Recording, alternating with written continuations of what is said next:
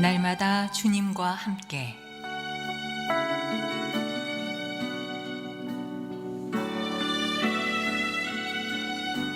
오늘 말씀에 강북-제1교회 황형택 목사입니다.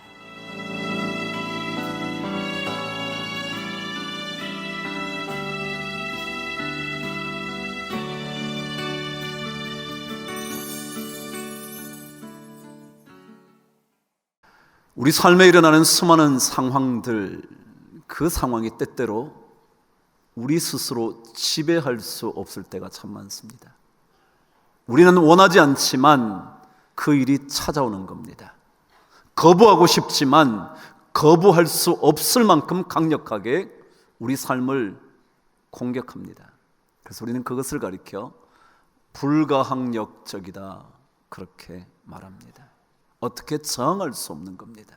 원치 않는데도, 그리고 정말 거부하고 싶은데도 끝까지 우리 삶 속으로 밀쳐 들어오는 그런 상황들이 있습니다.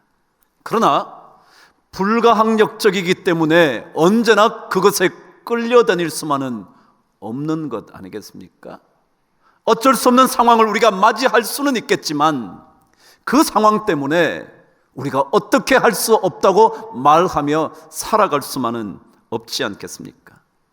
만일 상황 따라 흘러가 버리고 마는 인생이라면 그 상황의 마지막을 알지도 못한 채 흘러가게 된다면 얼마나 우리 삶이 비참하겠습니까? 어떤 길이 있을까요? 불가항력적인 사건을 만날 때마다 그 길을 견딜 수 있는 방법이 뭘까요? 그 상황과 그 환경은 우리가 어찌할 수 없지만 단 유일하게 할 수 있는 것이 있다면 역시 그 상황에 대한 나의 반응과 태도일 겁니다. 수도 없이 듣잖아요. 어쩔 수 없는 상황에 대하여 내가 어떻게 반응하고 내가 어떻게 저항할 것인지, 내가 어떻게 선택할 것인지, 그것만은 나에게 달려 있다고요. 반응만이, 순전히 우리의 것이기 때문이죠. 사실 우리가 최선을 다해서 누군가를 대하지만 되돌아오는 것은 엉뚱한 결과일 때가 얼마나 많습니까? 아니, 대인관계만이 아니라 세상살이가 그렇지 않습니까? 내가 진짜 최선을 다했지만 돌아오는 결과는 엉뚱할 때가 얼마나 많습니까? 그렇다고 그래서 그 사람만 탓하면서, 그 사회만 탓하면서 살 순 없지 않겠습니까? 그것은 참으로 어리석은 일 아니겠습니까? 그 대신 내가 주도할 수 있는 나의 반응을 점검해 보는 거예요. 그런 어쩔 수 없는 상황을 만날 때마다 나는 어떻게 대응할 수 있는지 스스로 자신을 돌아보는 거예요.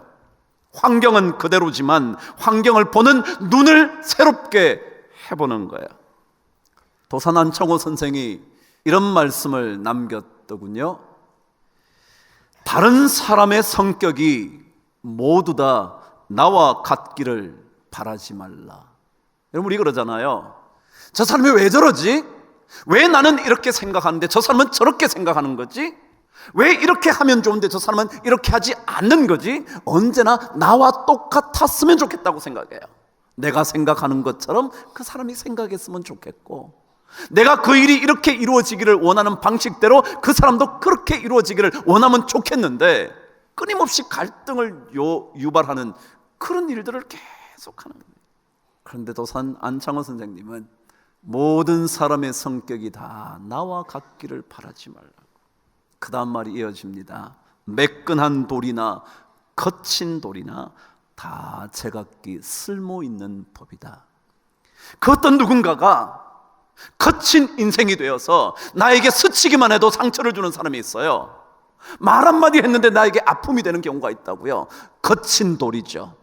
물론 어떤 사람은요, 나와 함께 너무너무 잘 가서 매끈한 돌이 될 수도 있어요. 그러나 그렇지 않을 때 생각하셔야 된다는 거예요. 매끈한 돌이나 거친 돌이나 다 제각기 쓸모가 있는 거라고. 남의 성격이 내 성격과 같아지기를 바라는 것은 참으로 어리석은 생각이다. 여러분, 다른 사람 생각은 우리와 달라요. 다른 사람의 계획도 우리와 달라요. 그것에 너무 민감하지 마십시오. 당연한 거예요. 대신 내가 어떻게 반응할 것인가, 그게 훨씬 더 중요해요. 지난주에 제가 습관의 감옥이라는 책을 읽게 됐어요. 우리 모두 다 습관이라는 감옥에 갇혀 살잖아요. 안 하고 싶은데 어느새 그것을 하고 있는 거예요. 원치 않지만 어느새 그것을 선택하는 거예요. 빠져나올 수 없는 습관의 감옥에 갇혀 사는 거죠. 어떤 사람, 그런 사람이 있잖아요. 아무 일 하는데 벌컥 화내는 사람이에요. 진짜 별일 아니에요. 화낼 일 아니라고요. 근데 그 아무것도 아닌 일에 어느새 화를 얼마나 내는지. 사실은요, 그 사람도 그렇게 화내려고 한 것 아닐지 몰라요. 왜냐하면 그런 사람일수록 조금만 지나면 내가 그랬던가? 그런 사람 참 많잖아요. 그런 것처럼 자기가 원하지 않는데도 어느새 습관이라는 감옥에 갇혀서 그 습관대로 사는 사람이 너무 많다고요. 근데 그 책은 내용이 이렇습니다. 그러한 습관의 감옥에서 빠져나오기 위하여 무언가가 필요하다면, 무언가가 바뀌어야 할 것이 있다면 그것은 가장 먼저 나라는 존재다 라는 이야기로 그 책을 써내려갑니다.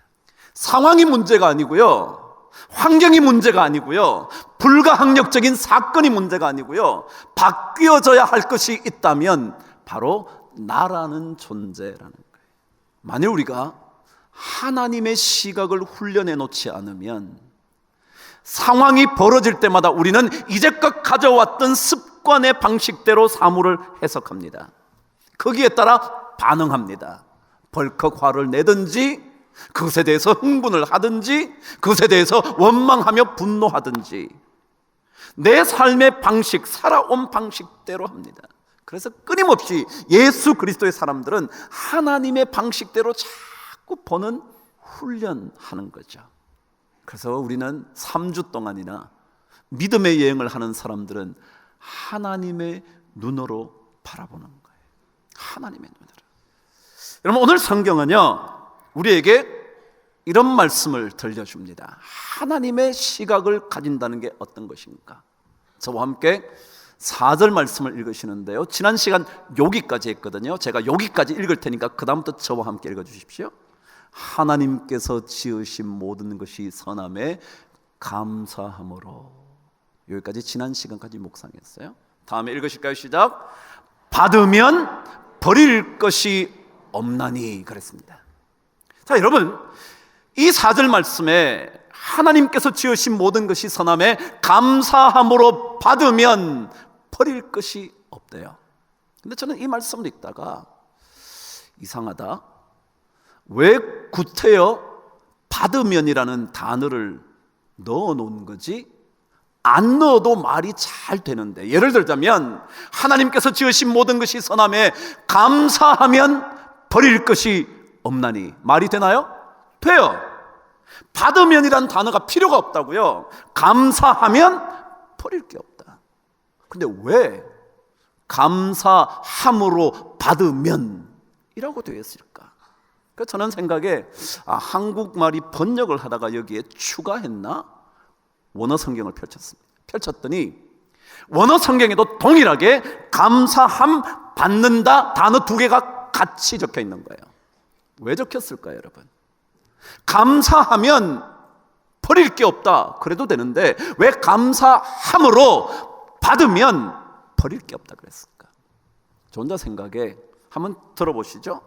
감사하면 이란 단어와 감사함으로 받으면 이라는 말이 어디가 더 강하게 느껴지시나요?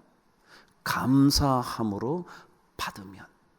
이 두 단어로 분리한 것이 훨씬 더 강조하는 어구처럼 느껴졌어요. 저에게는 그랬어요. 감사하면 버릴 게 없나니라는 말보다 감사함으로 받으면 버릴 게 없다는 게 훨씬 저에게 강하게 느껴지더라고요. 그래요, 그럴 수 있겠죠. 근데 또 하나는요, 여기에 받는다라는 단어는요, 우리의 태도를 강조하는 단어였습니다. 여기에 받는다라는 단어의 뜻이 뭐냐 하면 선택한다. 두 번째는요, 선택해서 강하게 붙잡는다. 이게 받는다라는 뜻이라는 거예요. 다시 말하면 우리에게 일어나는 수많은 상황에 대하여 우리가 선택하는 겁니다. 어떤 반응을 보일지 선택하는 겁니다.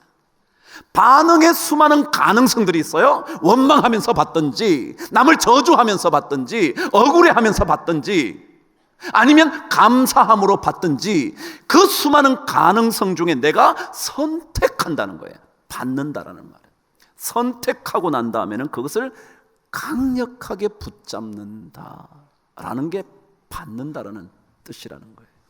여러분, 그래요. 신앙생활 어떤 거냐면요, 하나님께서 우리에게 일으키신 수많은 사건들에 대하여 그것을 감사함이라는 것을 선택해서 그것을 끝까지 붙들고 있는 거예요.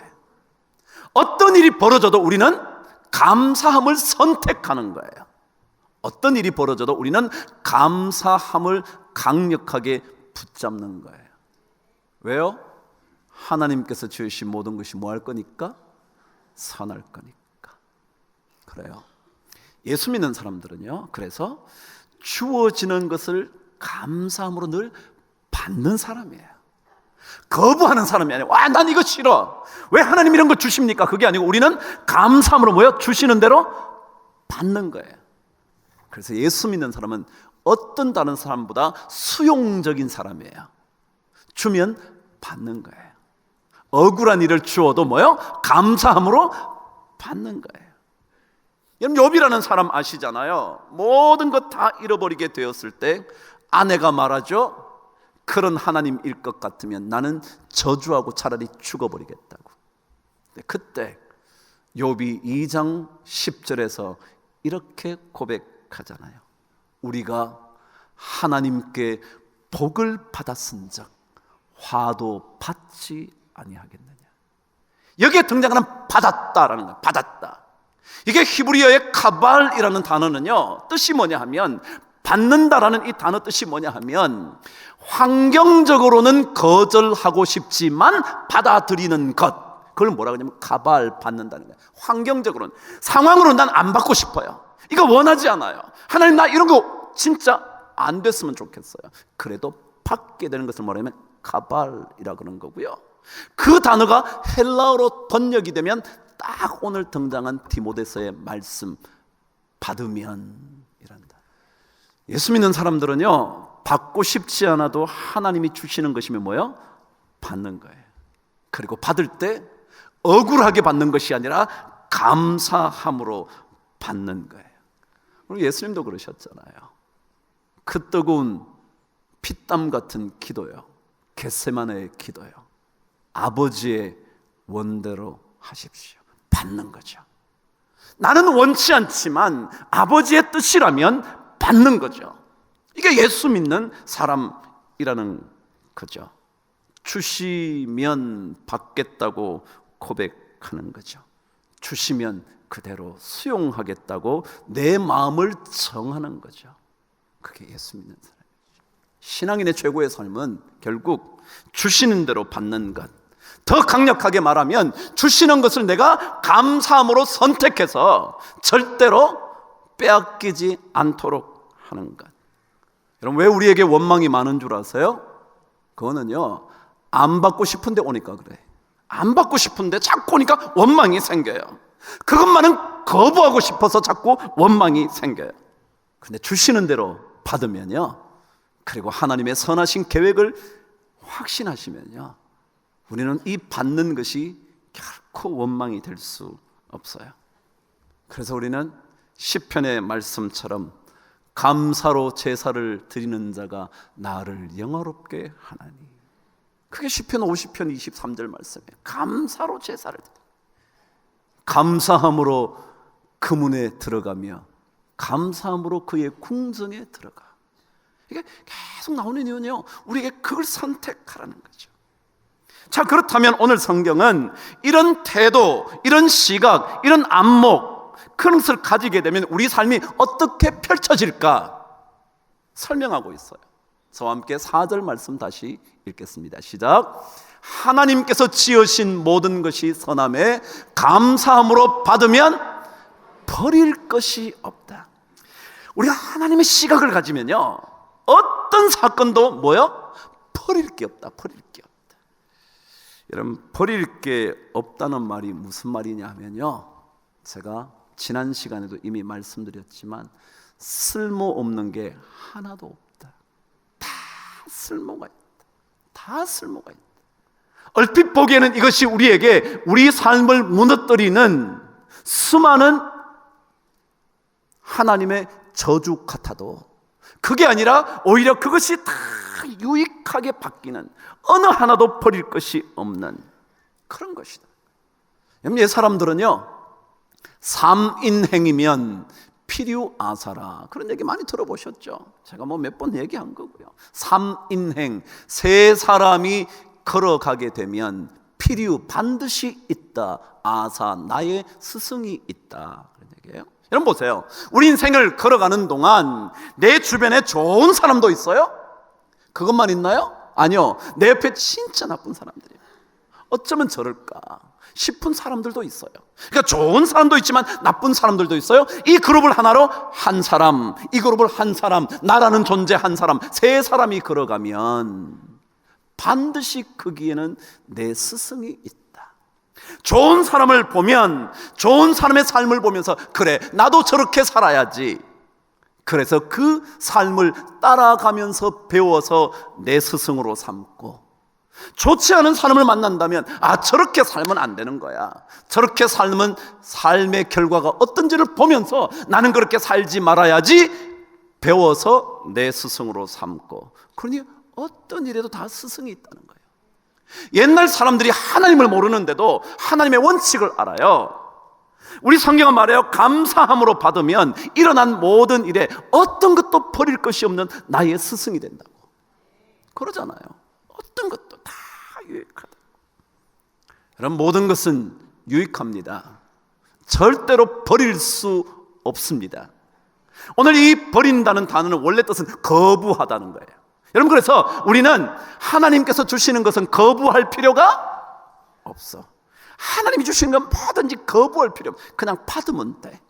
받으면 그것이 선하게 될 줄 믿어요. 감사함으로 선택하면 어떤 것도 버릴 것 없는, 거부할 필요 없는 유익한 것이 돼요. 오늘 성경은 결론으로 가요. 그러면 이런 안목과 태도를 취하려면 뭐가 필요할까? 그게 5절이에요. 저와 함께 말씀을 읽으실까요? 시작.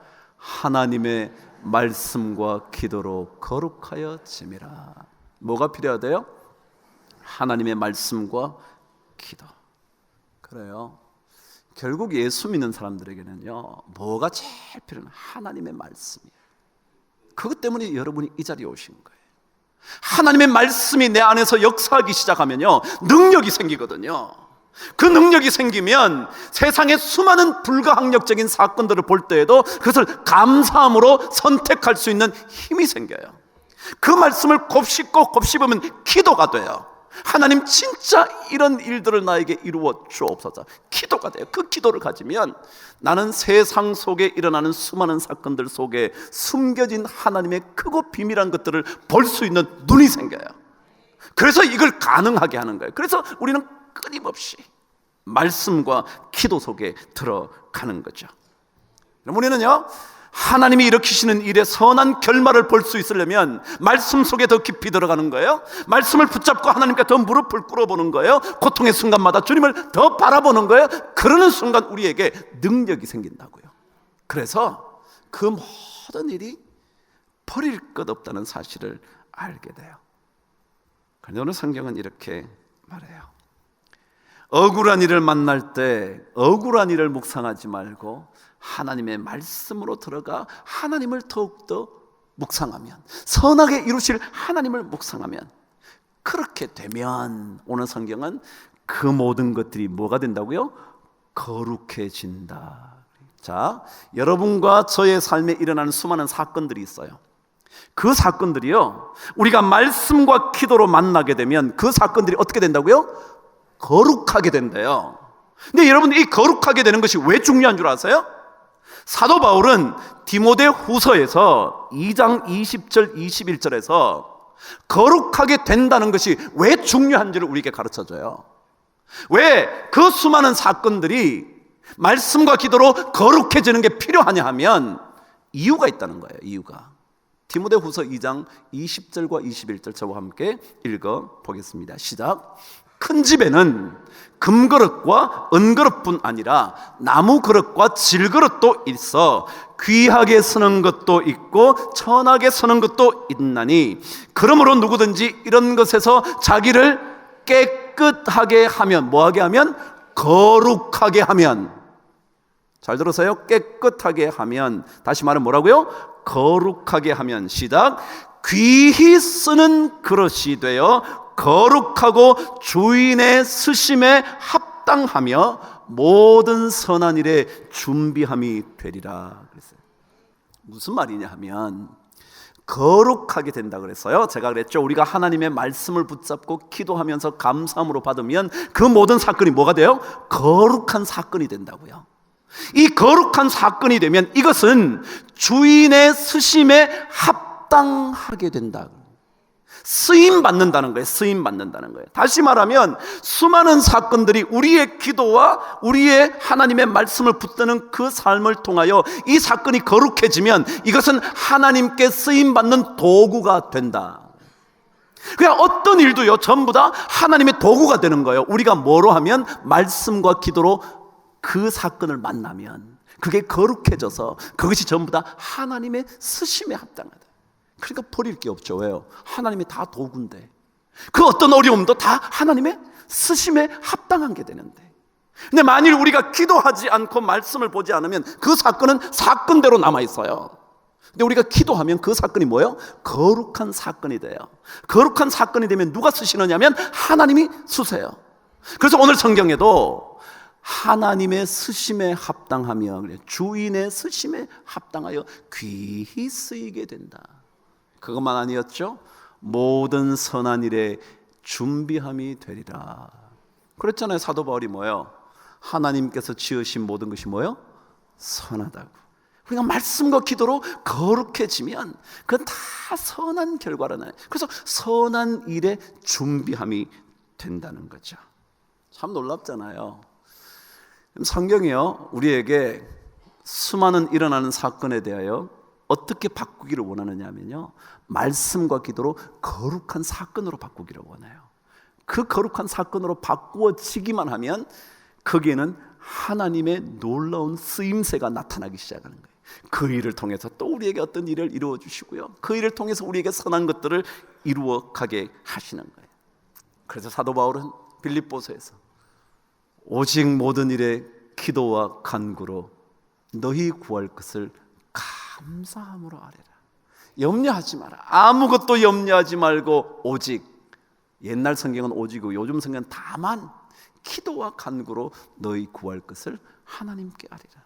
그리하면 모든 지각에 뛰어난 하나님의 평강이 그리스도 예수 안에서 너희 마음과 생각을 지키시리라. 그런 거잖아요. 그런 거. 여러분, 하나님의 시각 가지는 거예요 절대 손해보는 일 아니에요. 아니, 절대 어리석은 일 아니에요. 시대에 뒤떨어진 모자라는 그런 식견이 아니에요. 하나님의 시각을 가지면 모든 사건이 거룩하게 바뀌어지고요, 그것이 하나님의 도구가 되어서 멋진 일을 이룰 수가 있어요. 그래요. 언젠가 말씀드렸잖아요. 삼손은요 하나님께 바쳐진 나실인으로 살았어요. 거룩한 사람이요. 이 거룩한 사람은요 낙이 특별을 붙잡아도요 그것이 거룩한 하나님의 도구가 된다고요. 그것만 들면 1000명을 죽일 수 있어요. 그게 거룩한 쓰임이라는 거예요. 우리 예수 믿는 사람이요 하나님의 시각을 가져가 보는 거죠. 그러는 동안 모든 것들이 선하게 되는 그 일들을 경험하게 될 거예요. 저는 이런 복이 우리 모든 성도들에게 넘쳐나게 되기를 주의 이름으로 축복합니다.